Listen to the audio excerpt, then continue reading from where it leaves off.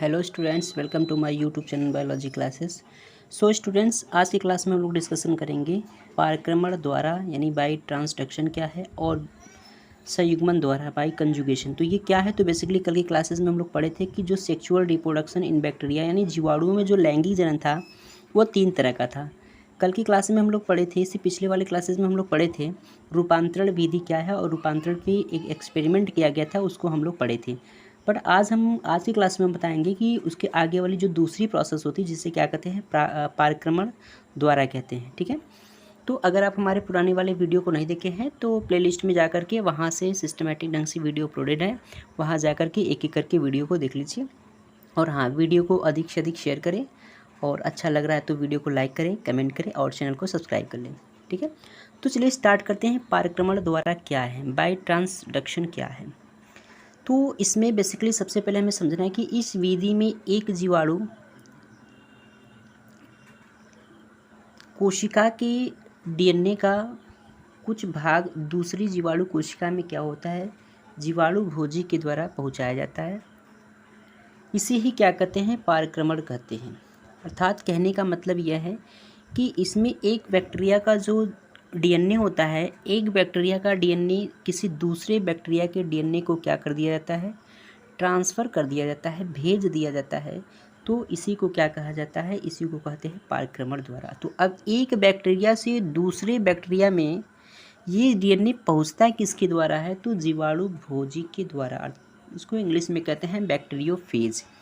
और आपको पता होना चाहिए कि बैक्टीरियोफेज क्या है। तो बैक्टीरियोफेज किसे कहते हैं, क्या है, तो आपको पता होना चाहिए कि ऐसा विषाणु जो अपना भोजन किसी जीवाणु से लेता हो, किसी बैक्टीरिया से लेता हो, उसे क्या कहते हैं, उसे जीवाणु भोजी या फिर बैक्टीरियोफेज कहते हैं। ठीक है, आई होप कि आपको समझ में आ गया होगा कि बैक्टीरियोफेज क्या है यानी जीवाणु भोजी क्या है।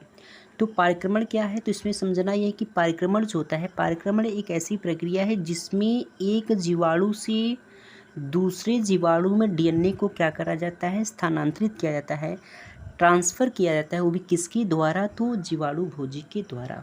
इस प्रकार का जो ट्रांसफ़र है, इस प्रकार की जो स्थानांतरण होता है वो पारक्रमण द्वारा कहलाता है। ठीक है, तो ये किसके द्वारा होता है, तो ये बैक्टीरियोफेज के द्वारा। तो अभी अभी मैंने बताया कि बैक्टीरियोफेज क्या है, तो ऐसा विषाणु जो किसी जीवाणु से क्या करता हो, भोजन को प्राप्त करता हो, ऐसे विषाणु को क्या कहा जाता है, जीवाणु भोजी करते हैं। अर्थात जीवाणुओं से भोजन को प्राप्त करने वाले विषाणु को क्या कहा जाता है, जीवाणु भोजी कहते हैं। ठीक है, अब सेकेंड स्टेप में हमें क्या समझना है, सेकेंड स्टेप में हमें ये समझना है कि इस विधि का अध्ययन जिंडर तथा लैडरबर्ग नामक वैज्ञानिक ने 1952 ईस्वी में किया था। तो पारक्रमण को किसने बताया, इसके बारे में किसने अध्ययन किया, तो बताओगे कि इसके बारे में सर्वप्रथम जिंडर तथा लैडरबर्ग ने किस सन में बताया था, 1952 ईस्वी में क्या किया था, अध्ययन किया था। ठीक है, तो ये पारक्रमण क्या है ये आपको समझ में आ गया होगा। अगर आपको नहीं समझ में आ रहा है तो कमेंट बॉक्स में लिख करके हमें ज़रूर बताएं। जो भी टॉपिक आपको समझ में नहीं आ रहा है उसे कमेंट बॉक्स में लिख दीजिए, मैं उसके लिए अलग से वीडियो बना करके अपलोड कर दूँगा। ठीक है, अब हम बात करते हैं जो लैंगिक जनन का तीसरा मेथड था जीवाणुओं में, उसका नाम है संयुग्मन द्वारा। इसको इंग्लिश में क्या कहते हैं, बाई कंजुगेशन। तो बाई कंजुगेशन क्या है, इसको समझ लेते हैं। तो बाई कंजुगेशन जो है यानी संयुग्मन जो है, संयुग्मन की खोज सर्वप्रथम किसने किया था, जोशुआ लैडरबर्ग। किस सन में किया था, तो 1946 ईस्वी में किया था।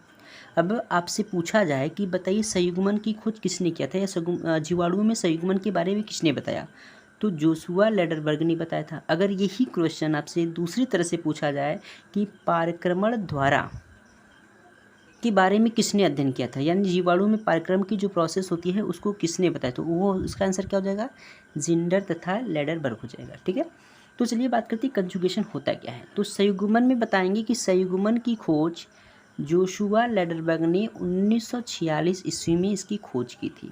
ठीक है, अब समझ लेते हैं कि ये संयुग्मन होता क्या है।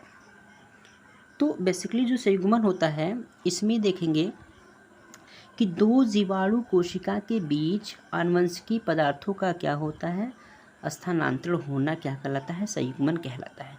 जस्ट ये भी उसी की तरह है तो यहाँ पे बताया जाए कि दो बैक्टीरिया है, ये दोनों बैक्टीरिया आपस में क्या करते हैं, आपस में कंबाइंड होते हैं और कंबाइंड होने के बाद इनकी जो जेनेटिक मटेरियल होती है एक बैक्टीरिया से दूसरे बैक्टीरिया में क्या होती है, स्थानांतरित होते हैं। तो बेसिकली इस प्रकार का जो जनन होता है, इस प्रकार के जनन को क्या कहा जाता है, संयुग्मन द्वारा कहा जाता है। अब आपको पता होना चाहिए कि इसमें बैक्टीरिया के 2 स्ट्रेंथ होते हैं, मतलब कि 2 टाइप के जीवाणु होते हैं। एक होता है, आपको पता होना चाहिए कि बैक्टीरिया के अंदर पाया जाने वाला जो क्रोमोसोम्स होता है बेसिकली उसको हम लोग प्लाज्मिड कहते हैं। क्या कहते हैं, प्लाज्मिड कहते हैं। प्लाज्मिड को हम एफ से क्या करते हैं, डिनोट करते हैं। अब एफ प्लाज्मिड जो होता है, ये जो इसमें 2 प्रकार के होता है, एक एफ पॉजिटिव होता है, एफ पॉजिटिव बैक्टीरिया होता है, दूसरा क्या होता है, एफ निगेटिव बैक्टीरिया होता है। तो एफ पॉजिटिव जो होता है ये क्या होता है, ये डोनर होता है, अर्थात ये दाता होता है।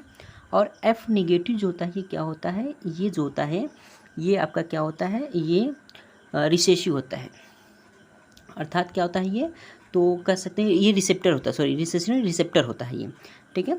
तो ये दोनों प्रकार के बैक्टीरिया के बीच में क्या होता है, संयुग्मन होता है। तो हालांकि इसको हम कभी किसी दूसरे क्लास में डिस्कस करेंगे। फिलहाल यहाँ पे आपको संयुग्मन का मतलब समझ में आ गया होगा कि संयुग्मन की खोज सर्वप्रथम जोशुआ लेडरबर्ग ने 1946 में किया था। और होता क्या है संयुग्मन, तो 2 जीवाणु कोशिका के बीच आनुवंशिक पदार्थों का क्या होता है, तो स्थानांतरण होता है। और 2 जीवाणु कोशिका के बीच में कह सकते हैं कि 2 जीवाणु कोशिका के बीच में आनुवंशिकी पदार्थों का क्या होना, स्थानांतरण होना ही बेसिकली क्या कहलाता है, संयुग्मन कहलाता है, ठीक है। अब हम देख लेते हैं इसके आगे।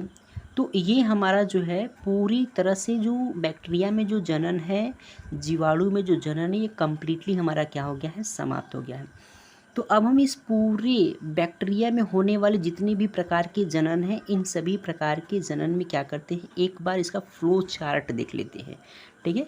उसके माध्यम से हम देख लेंगे कि कौन से बैक्टीरिया में किस प्रकार से कितने टाइप्स के जनन होते हैं। तो चलिए इसका एक चार्ट देख लेते हैं, चार्ट। तो सबसे पहले देखिए, हेडिंग तो हो जाएगा जीवाणु में जनन। तो जीवाणु में जनन बेसिकली स्टार्टिंग में ही बताया गया था। तो स्टार्टिंग में क्या बताया कि जीवाणु में जो जनन होता है वो कितने तरह का होता है, तो जीवाणु में जो जनन होता है वो 2 तरह का होता है, ठीक है।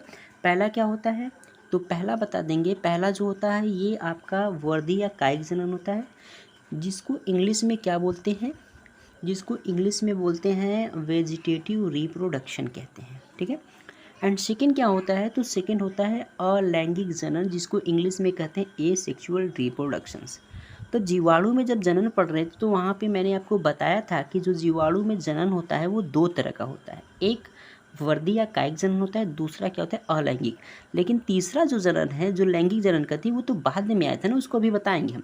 तो फिलहाल अभी हम ये देख लेते हैं कि वर्दी या कायिक जनन जो थी ये कितने प्रकार के थे। तो वर्दी या कायिक जनन के देखेंगे, इसके 2 तरह के होते थे, एक द्विविखंडन जिसको इंग्लिश में क्या कहते हैं, बाइनरी फिजन कहते हैं, और दूसरा क्या होता है, दूसरा होता है मुकुलन, जिसको इंग्लिश में क्या कहते हैं, वर्डिंग, ठीक है। ये तो वर्दी जनन के 2 भाग है, यानी कि जनन के 2 भाग, एक वर्दी या कायिक जनन, दूसरा अलैंगिक। तो हम लोग वर्दी के बारे में बात कर रहे हैं। तो वर्दी में 2 प्रकार, एक द्विविखंडन हो जाएगा और दूसरा क्या हो जाएगा, मुकुलन हो जाएगा, ठीक है। अब यहीं पर बात कर लेते हैं अलैंगिक जनन की। तो जो अलैंगिक जनन है, अलैंगिक जनन में अगर देखा जाए तो अलैंगिक जनन 3 तरह का होता है। अलैंगिक जनन जो जीवाणुओं में होता है वो 3 टाइप्स का होता है। First endospore, second conidia and third zoospores. मतलब पहला जो होता है अंतः बीजाणु के द्वारा होता है, और दूसरा क्या होता है, कोनिडिया के द्वारा होता है, और तीसरा क्या होता है, चल बीजाणु के द्वारा होता है, ठीक है। अब हम बात कर लेते हैं कि जो बाद में जब लैंगिक जनन को देखा गया था, तो लैंगिक जनन के भी प्रकार देख लेते हैं। तो देखिए यहाँ पे जो लैंगिक जनन है, लैंगिक जनन को देखा जाए तो ये तीसरा जो इसका जो जीवाणु जो जनन है, तीसरा जनन हो जाएगा। लैंगिक जनन को इंग्लिश में क्या कहते हैं, सेक्सुअल रिप्रोडक्शन कहते हैं। अब सेक्सुअल रिप्रोडक्शन जो होता है ये बेसिकली 3 टाइप्स का होता है। पहला क्या होता है, रूपांतरण के द्वारा होता है, दूसरा क्या होता है, पारक्रमण के द्वारा, तो तीसरा क्या होता है, संयुग्मन। तो जो रूपांतरण और ये रूपांतरण जो था, ये रूपांतरण को हम लोग कल की क्लासेस में पढ़ लिए थे, पिछले वाले क्लास में पढ़े थे। आज की क्लास में हम आपको यही पढ़ाए हैं कि पारक्रमण क्या है और संयुग्मन क्या है। तो ये पूरी जो है, ये पूरा स्क्रीनशॉट ले लीजिएगा अच्छे से। ये पूरा जो है ये जीवाणुओं में जनन कौन और कितने तरह से होते हैं।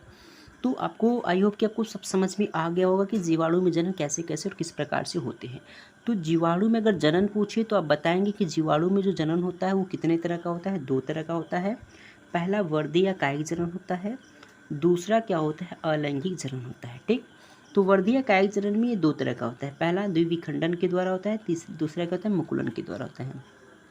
फिर अलैंगिक जनन में बताएंगे 3 तरह का होता है, अंतः बीजाणु के द्वारा होता है, कोनिडिया के द्वारा होता है और चल बीजाणु के द्वारा होता है। ठीक है, और इसमें क्या होता है, अब बाद में देखा गया तो ये लैंगिक जनन बाद में जब देखा गया था तो इसमें भी 3 प्रकार का निकला। पहला रूपांतरण के द्वारा, दूसरा क्या है, पारक्रमण के द्वारा और तीसरा क्या हो जाएगा, संयुग्मन के द्वारा। ठीक है, तो ये पूरी रिप्रोडक्शन जो है, बैक्टीरिया में रिप्रोडक्शन का जो टॉपिक था ये पूरी कंप्लीट हो गया है। अगले दिन की क्लास में पढ़ेंगे इकोनॉमिक इम्पोर्टेंट ऑफ बैक्टीरिया, मतलब तो अगले दिन क्लास में हम लोग पढ़ेंगे इकोनॉमिक इम्पोर्टेंट ऑफ बैक्टीरिया, मतलब जीवाणुओं का आर्थिक महत्व क्या है। तो इसके बारे में हम लोग क्या करेंगे, पढ़ेंगे। और हाँ, एक चीज़ और कि कल की क्लासेस में, इससे पहले वाले क्लास में जो हमने पढ़ा था उसका एक छोटा सा टेस्ट का मतलब कि जैसे हर रोज़ आपसे क्वेश्चन पूछा जाता है तो वैसे आज भी प्रश्न पूछा जाएगा। तो इन प्रश्नों का जो जवाब है आप कमेंट बॉक्स में लिख करके बताएंगे। ठीक है, और जो टॉपिक आपको समझ में नहीं आ रहा है उस टॉपिक को अलग से आप कमेंट बॉक्स में लिख दीजिए, मैं उसको अलग से वीडियो बना करके आपको क्या करूँगा, समझा दूँगा। और हाँ, वीडियो को अधिक से अधिक शेयर करें। ठीक है, तो चलिए देख लेते हैं आज का जो क्वेश्चन है। आज का क्वेश्चन क्या है, तो बेसिकली आज के प्रश्न है कि जीवाणु में अगर देखा जाए, कल पढ़े थे, तो निमोनिया रोग उत्पन्न करने वाले जीवाणु के नाम बताइए। तो कौन सा जीवाणु है जो निमोनिया रोग को उत्पन्न करता है, कल का क्लास अगर आप देखे होंगे तो बता देंगे इसका आंसर। और दूसरा प्रश्न है कि रूपांतरण की खोज किस वैज्ञानिक ने की थी। तो रूपांतरण की खोज किस वैज्ञानिक ने किया था और निमोनिया रोग उत्पन्न करने वाले जीवाणु का नाम बताइए। ठीक है, ये इसका जवाब जो है कि आप कमेंट बॉक्स में लिख करके बताएंगे। ठीक है।